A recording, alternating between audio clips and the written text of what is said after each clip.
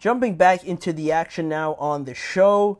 Going back to last segment, we briefly talked about the Baltimore Ravens, and now we can fully get into that game. After yesterday, the Ravens shockingly fought to 0-2, the Raiders getting up to 1-1, and after another home opener loss in week 2 with this one. This one, even more than the Cowboys, I don't think I was as high on the Cowboys as I am on the Ravens at this point, but still another home opening loss in week 2. Very, very off-putting because Minshew and the Raiders steal a win in this one, 26-23 over the Ravens. The Ravens fought a 0-2, like I said before, the first time they've started a season 0-2 since 2015.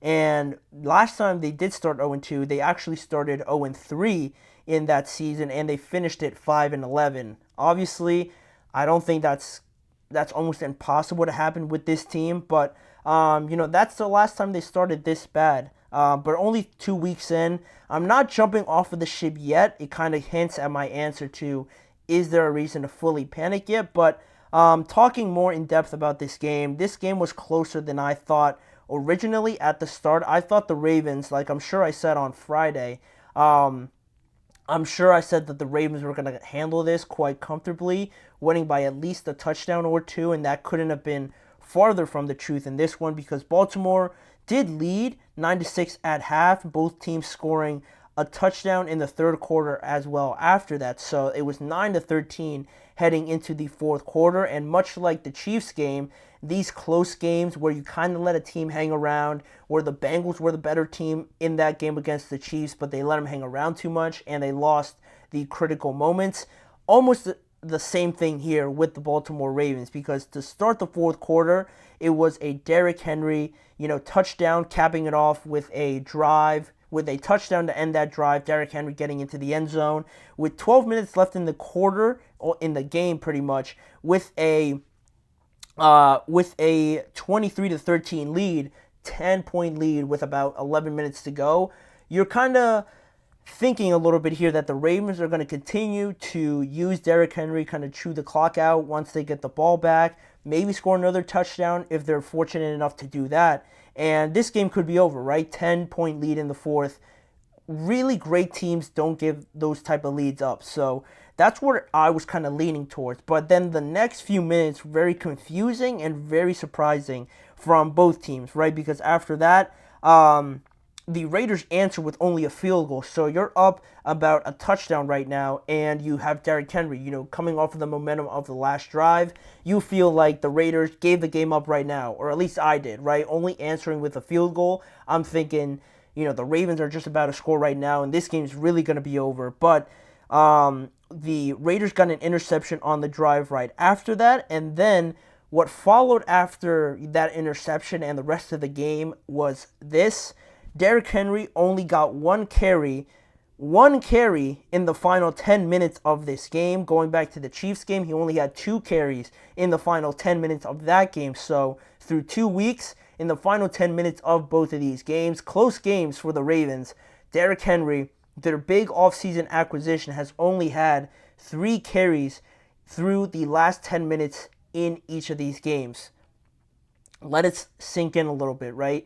Because the problem with this Ravens team last year, and why I'm sort of emphasizing this point, is because last year, you guys see the memes. If you guys are at all on social media, you see the memes of the Ravens and the leads that they have in the fourth quarter, and the caption says the Ravens have lost all of these games, right? You just add this one on to the collection that there is already.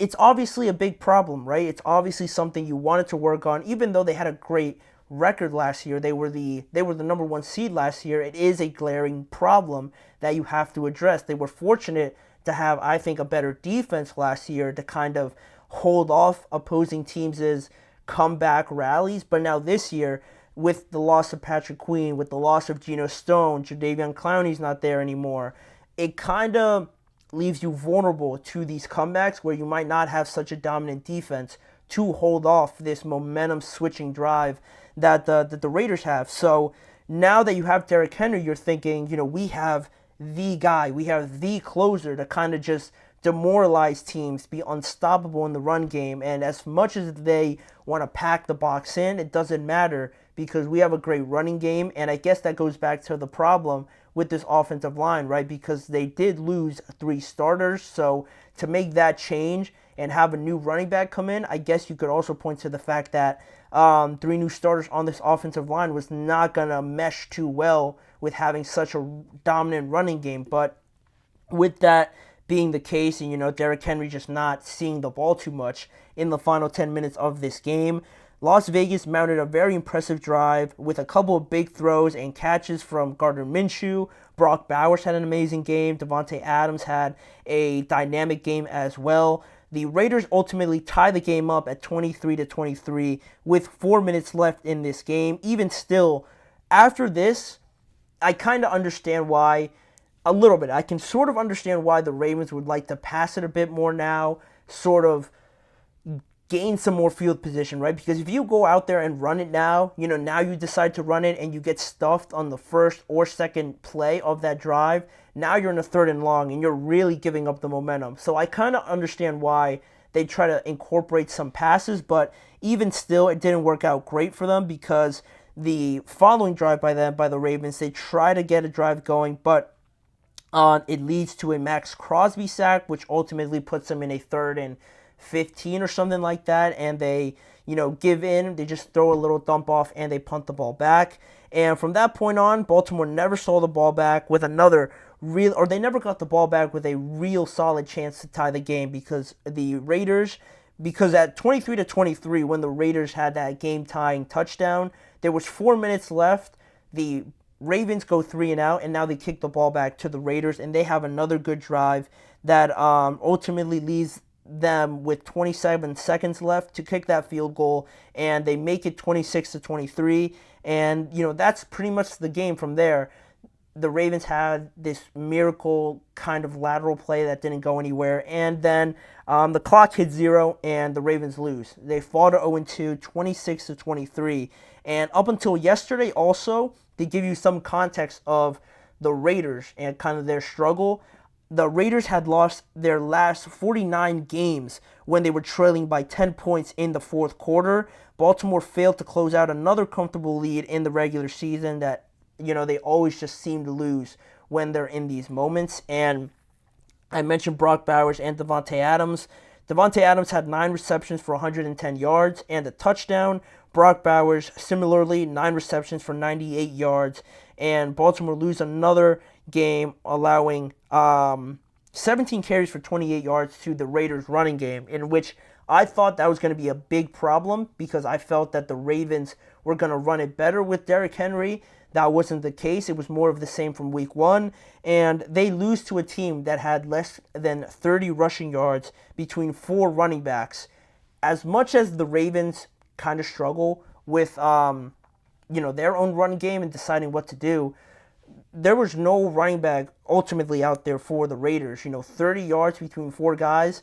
They gave up on that aspect of their game plan, and they still won this game, which I think says a lot more about the Ravens than it does to the Raiders at this point. The Ravens allow these teams to kind of stay in games with passing too much, and I get it. You kind of want to establish some sort of momentum, but Derrick Henry standing right there. Shots below the belt. That was such a bad game for the Ravens. Must win against the Cowboys. It makes it interesting, right? Just talking about the Cowboys and this Ravens team, both coming off of bad losses in different waves. The Cowboys getting blown out. The Ravens losing at home to this Raiders team, which I believe had no business being in this game with them. So the next game is going to be in Dallas. How each of these teams approaches it and how well their defenses play is going to be huge as well. So I'm looking forward to that. It's going to be a must-win more so, I think, for the Ravens, because going to 0-3 is going to be worse than the Cowboys going to 1-2. So that's where we're at with the Ravens right now. And just capping this segment off, struggling the most at how to run plays with Derrick Henry because in one point with Derrick Henry in the game, to kind of play devil's advocate here, as opposed to my original point of running more with Derrick Henry. You could look at it as a bit of this offense being predictable, right? At one point, Derrick Henry had 4 carries for -5 yards because opposing defenses know when he's in the game, most likely you're going to run the ball, and the Raiders were all over that. So you don't want to be too obvious with it, right? I think the Ravens, that's their fear a little bit with overdoing it with Derrick Henry. But then on the other side, when they see Justice Hill out there, it's almost always going to be a pass. So you don't want to overdo it with each running back. And I think the biggest point to me is using Derrick Henry. What I mean by using Derrick Henry more is just have him out there and be an emphasis and more emphatic way to go about this offense, right? If that makes sense. You look at Derrick Henry, you don't necessarily just have to run it up the middle with him every time. You could incorporate more RPOs, play actions, option plays. Just try to manipulate the defense. Use Derrick Henry out there to your advantage rather than just simply having him back there and it's a run where we just think we're more dominant than you. We're just going to run it up the middle with Derrick Henry. It has to go deeper than that. Same thing with Justice Hill. If he's in there, you could throw it to him as much as you'd want, but also manipulate the defense a little bit, right? Hand it off to him a couple times. Have him go off for some big gains. Once they do that, they start to pack it in a little bit more. You start incorporating your tight ends as much as well. Isaiah Likely, there's no reason why he should be targeted 3 times after the game he had in Kansas City. That's another thing. You're not using the play action as much when you allow the Raiders to sit back there and know that the pass is coming. When Derrick Henry's not in the game, then you're doing yourself a disservice, right? You're not using the weapons you have at the maximum disposal. So I'd like the Ravens to kind of figure that out heading into next week, finding a way to use both of their tight ends, more play actions with Derrick Henry, maybe incorporating him in the passing game as well. That's another thing they could do. They need to get this looking a little bit better because if they lose to the Cowboys after the Cowboys just got destroyed at home, it's going to be even worse for the Ravens, right, at 0-3. So the Ravens, another team that got upset in week 2, and then that leads us into our last segment of today's show, going into the last game I want to talk about quickly. Another team that got sort of upset was the Detroit Lions. Another home upset loss to the Tampa Bay Buccaneers, 20-16. More on that game. What impressed me about the Bucs? Are they for real in the NFC? All those questions will be answered right after this break.